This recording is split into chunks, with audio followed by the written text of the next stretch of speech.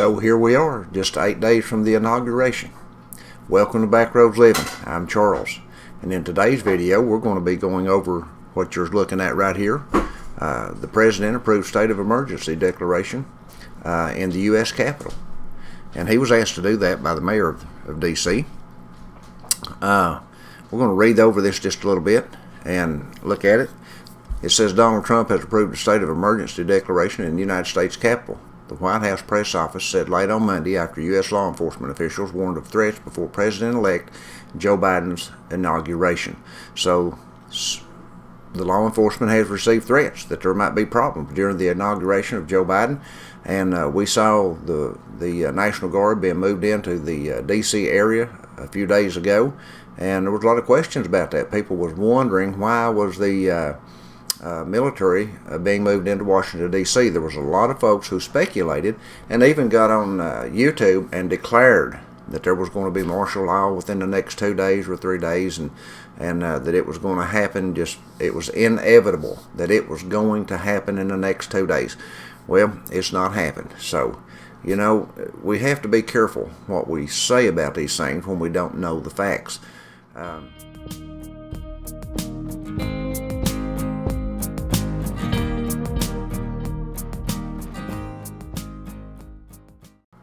There's just no way for you and I to know what the president's doing. I don't care what you hear from this one or hear from that one. We don't know the ins and outs of all this stuff. So we have to be careful what we say and try not to scare people to death. That's not what we need to be doing. We don't need to be fear-mongering people. We need to be talking what we see, you know. The order authorizes federal assistance to be extended through January 24th, supports efforts in Washington, D.C. to respond to the emergency situation. Now, you'll find this in more than one place. This is what's going on in the Capitol and in Washington, D.C. It says specifically it allows the Federal Emergency Management Agency to identify, mobilize, and provide at its discretion equipment and resources necessary to alleviate the impacts of the emergency. So they are anticipating, the federal law is anticipating that there will be problems, or there will be people who try to cause problems at the inauguration of the incoming president, at Joe Biden's inauguration, and they're going to try to deter that at all costs. It says the move comes after pro-Trump rioters overran the U.S. Capitol building on January 6th in support of Trump's false claims that the U.S. election was stolen from him.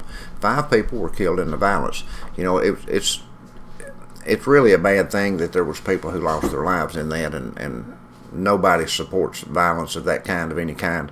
Nobody should have went into the building. That's just how it is. They had no right going into the building. The people who protested outside, they have every right, just like anybody else has a right to protest.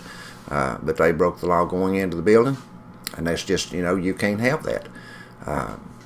But now, again, there's those on one side and those on the other, and they all claim different things, and they all use all their claims for their own political purposes.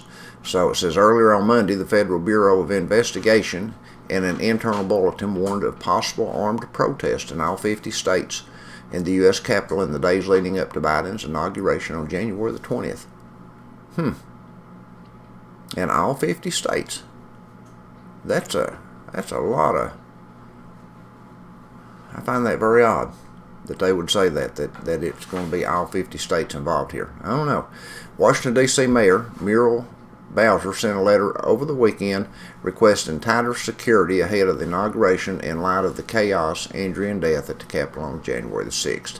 Bowser asked the Homeland Security Department to extend emergency provisions to allow federal and local agencies to better prepare for the inauguration and request daily intelligence and threat briefings from the FBI from January the 11th to January 24th. Now, this next part is something that's very interesting that people ought to think about it and consider what this means.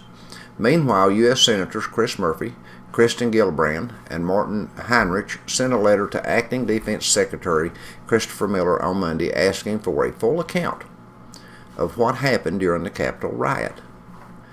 The letter states this: Over 3.5 hours elapsed between the initial breach of the barriers on the west side of the U.S. Capitol and the arrival of the National Guard.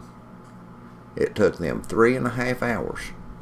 On January the 6th, it took 4.5 hours before the U.S. military arrived to defend the Capitol.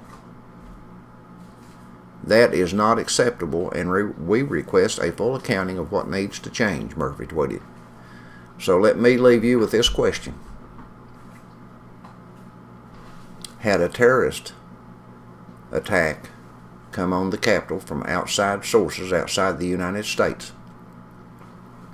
would it have took 3.5 to 4.5 hours for the military to respond to that call? You think about that. If you enjoy our video, subscribe to our channel. Give us a big thumbs up, like the video, and share us with your social media friends. We appreciate you. Thank you all. Until the next time, we'll see you in the next video.